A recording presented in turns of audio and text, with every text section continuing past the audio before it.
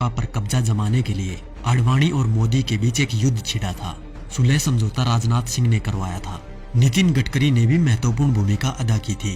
दरअसल हुआ क्या था 7.5 साल पहले, तो चलिए हम आपको बताते हैं कि 7.5 साल पहले झगड़ा किस बात पर था। दरअसल बात ये थी कि लाल कृष्ण आडवाणी, जो कि भाजपा के सबसे वरिष्ठतम सदस्य हैं, उन्होंने भाजपा के सामने ये शर्त रखी कि वो उन्हें प्रधानमंत्री पद का उम्मीदवार बनाए। लेकिन नरेंद्र मोदी बिगड़ गए।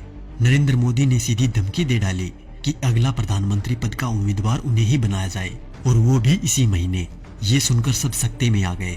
खबर जैसे ही दिल्ली पहुंची, आनन फानन में भाजपा हाईकमान की मीटिंग हुई।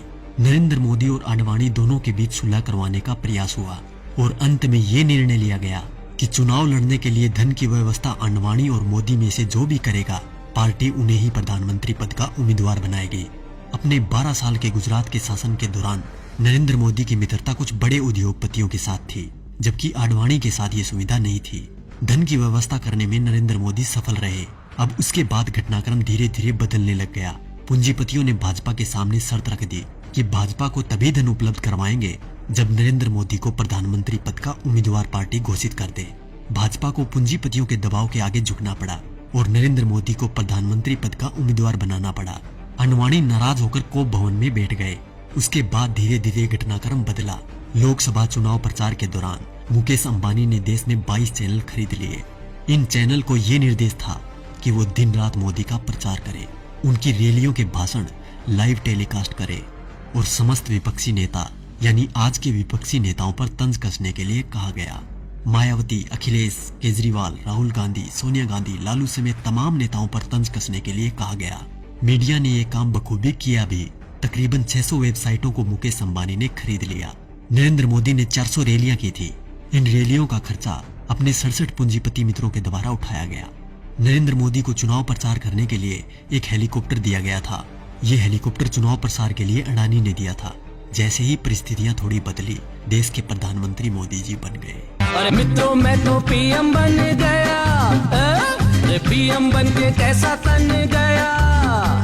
ये विक्ट्री मेरी देखो, ये हिस्ट्री मेरी देखो, जैसे मॉडल मेरे गुजरात का। उसके बाद सिलसिला हुआ कर्ज उतारने का।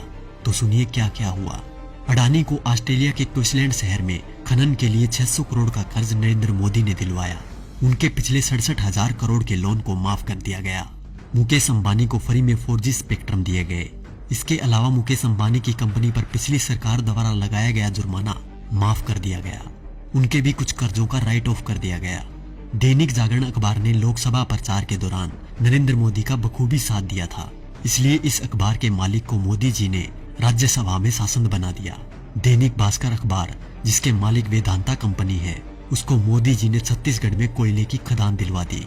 जी न्यूज, जिसने दिन रात नरेंद्र मोदी का प्रचार किया और आज भी कर रहा है, उसके मालिक सुभाष चंद्रा को भाजपा ने राज्यसभा शासन बना दिया।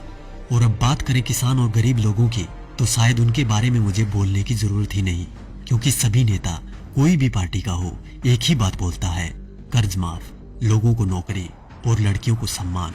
तो क्या हुआ भाई साहब, कर्ज तो आप सभी का माफ हो ही गया होगा और नौकरी भी लग गई होगी, आराम से घर बैठकर खाने की। वैसे देखा जाए तो हम जवानों को इस फोन से फुर्सत मिले तब ना। 4G की लहर ऐसी आई है, हमारी आवाज तभी निकलती है जब टिकटॉक और PUBG बैन हो जाए। वैसे भी टिकटॉक के बैन होते ही अंबानी ने 5 बिलियन का ऑफर दे दिया टिकटॉक को कि हमें बेच दो, हम खरीद लेंगे। और रही बात PUBG मोबाइल गेम की, तो PUBG बैन होते ही खबर आई कि हम 4G गेम मैदान में उतार रहे हैं। अच्छी बात है, मेक इन इंडिया होना भी चाहिए, पर शायद अब इस गेम से युवा गलत दिशा में नहीं जाएंगे, क्योंकि इसको गंगा के जल से धोकर लॉन्च किया जाएगा। तो देखा दोस्तों, ये थी खबर। बाकी जो मीडिया दिन रात आपको दिखाता है, वो तो सिर्फ उसका प्रचार है। साथियों, ये खबर हर फोन में होनी चाहिए, जिससे कि बीजेपी की इस करतूत का सबको पता चल जाए।